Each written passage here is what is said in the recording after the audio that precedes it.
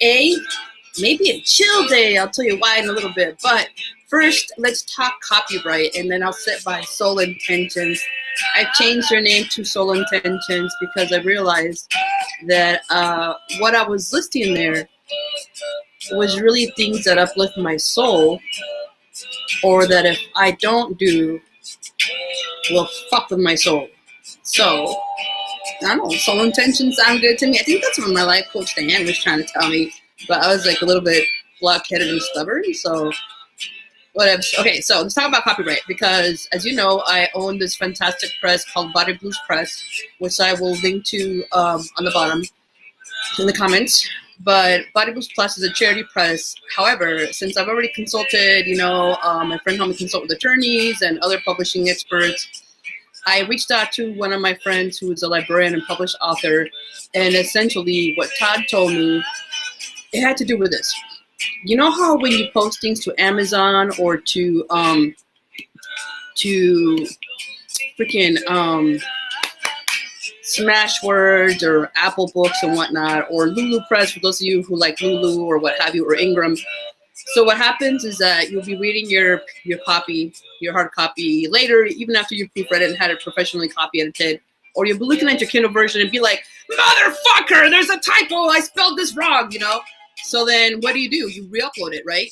So my question was, once I pay for the copyright to the U.S. Library of Congress, can I do that, or do I have to live with these pecadillos, So what my friend said, who I trust wholeheartedly because he's published some amazing books, is that as long as you don't change the page numbers, you can still make minor changes. And I was like, oh, thank God.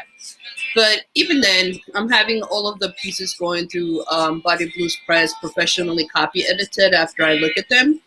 And I am having everything copyrighted. And I'm so delighted. I don't know if this author wants me to reveal yet, but I had a whole collection donated by this amazing poet. And if he's cool with it, I'm going to have him on the show. So I wasn't planning on that until retirement, but I'm like, fuck it, life is short, right? So he's donated this collection and is telling me, you choose a charity. The thing with Body Blues Press is that all the profits go towards a charity, but I have somebody helping me with accounting because honestly, I don't like to deal with numbers and all that. So I think the maximum number of charities that I'm going to donate to through Body Blues Press is 5 a year. 5, and that's it. And then maybe add another, only if you can handle it. If not, we'll either keep giving to the same charities or maybe close one out, because these people that I'm giving money to, we don't have a contract per se, but the money will always be going towards a cause because it's a lot. And then you also want to establish working relationships with particular charities that are ethical and, aren't heavily bureaucratic. So that's kind of what I want to do. So he has suggested a street poetry organization from LA. So I say I'm going to choose it together with him, and see what he thinks. So right now he's busy, he's traveling, but as soon as he comes back to LA, I'm hoping to, have this discussion with him so we can collaborate on that together.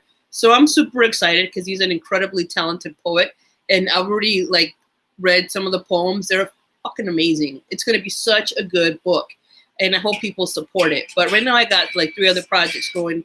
So one, I'm almost done with Wolf Trek. Nation is done. I just have to put it together and minimal edits on that. It's going to be perfect, beautiful. And then Unity, of course, is more nuanced because there's a lot of writers, and unfortunately the union organizing has been getting in the way of that, and now I have to prepare my courses. So I'm hoping for you guys who are Unity contributors to be completely done with the editing and the manuscript by the end of this month for a September publication date. We're a little bit delayed too. August was our original target, but since we backed up the deadline, we're going to have to just back it up a little bit. And the Unity editorial board was just amazing. That's Jimena Escobar, Sean Klimek, Daniel Brooks, who heads the poetry division, Preeti Kaur, who helps Sean with the art division, and Elaine Marie Carnegie, who is a copy editor and helps out sometimes with the discussions of what pieces to choose.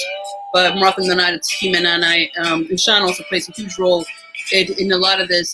Just everybody contributes beautifully. And Preeti, I got to give a shout out to my girl Preeti, because her designs and Preeti J designs are just gorgeous. And she did the cover for Nation for me for free.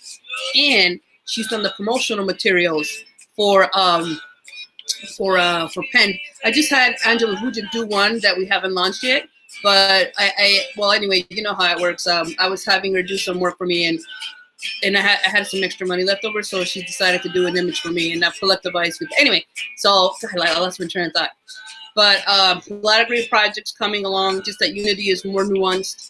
But I gotta say that the second and third round of submissions, the edits are minor, and so I will send out the contracts. Look, it's not even a question of whether you're gonna get in or not. You are, and you say what you want to change or not. My thing is, the last time when we did the first round, I sent out the contracts right away, and some people published their pieces somewhere else. So I was like, oh, contracts are just not my thing, dude. Like, I wrote the language with legal advice, but it's a process of sending contracts out and making sure they're signed and reminding writers and tracking them down, that is tedious. So I kind of want to leave that for the end, because when I did the first time, it took me like 4 days. And then I had to I'd rather focus on the editing, be done, and then go on to that last portion, which, most writers are really good. They'll return that shit back in 30 minutes, which is great. So anyway, but that's what I learned about copywriting. So if you choose to copyright, I'll post a link down there too in the comments. I believe it costs $35. I looked at the page. And so everything's going to be copyrighted through Body Blues Press. So that doesn't mean I keep the rights forever either. It's just that I want it to be legitimate. Everything to be as legitimate as possible through Body Blues Press, obviously. I even thought about shipping books, but I don't think I have the patience or time for that yet, unless somebody helps me, but because I thought about sending signed copies, because I was so inspired by David Romero, who wrote this fantastic book. I'll show you. He wrote this book, which I already reviewed, called My Name is Romero, and he signed this copy, and he is using Foursquare. If you don't mind my saying, brother, just beautiful. And I would love to do this, but like I said, I don't have the patience. I don't like going to, even before the pandemic, I did not like going to the fucking post office. So unless Sarah helps me, I don't know, dude. Okay, all right. Okay, so what are the actual intentions for the day? I have a migraine, not surprising. It's really hot and humid today. So anytime there's like a massive temperature change, and it is fucking hot as hell in here. You can't tell, I'm sweating buckets. I get a migraine, and there's just been a lot of organizing and activism going on and problems to solve. And I think my brain just goes into like hyper mode, like thinking and thinking and thinking, and I get a migraine. And there's other ladies, hormonal issues going on that also cause migraines and suck balls. But I don't suck balls, so the hormonal issues. Okay, never mind. The other thing I'm going to do is, of course, edit Unity. I'm not going to say the W word, because every time I do, I don't do it. So, but the W word that ends with a G and it's not whacking, or what's the dirty word for masturbate? Whatever. It's not whacking or whatever, dude. It's not writing. It's not writing. All right. We're not going to say that, or I'll just say it. The other thing is that I am revisiting the evaluations that I administered to my students in the summer and in March. And I did read the ones in March already, obviously, because I redid the courses for summer, just to see what advice they have for me. The students are very honest. They guide the next course, basically, and I listen to them. And so I often think I have a really good pulse from my students. And then the feedback they told me is transformative, because, like, I remember one time I was so sure they loved this book, and they're like, meh. So I was like, oh, okay. Apparently I love the book, and you guys just put up with me teaching. So that's super important. They give me feedback on the films, on the assignments, and whether the assignments are challenging or too challenging. They obviously love my revision process, because I believe writing is recursive. And as long as you're improving your craft, yeah, you should get to rewrite your work. I mean, it makes a lot more work for me, but come on, we have like world language learners that are, second or third language learners. We have bilingual students. We have students who haven't been in college for decades. I'm not going to be a hard ass if at the end they figure out how to put together a fantastic argument or literary interpretation. And the same is true in my creative writing class, because, I believe writing is recursive. So think about it. You submitted work to a publication and you get rejected. What do you do after you've done crying and lifting up your soul, and everything that's been trampled on? You rewrite it and you improve your craft. And ideally, you're going to reflect on, what can I do to make this piece better, right?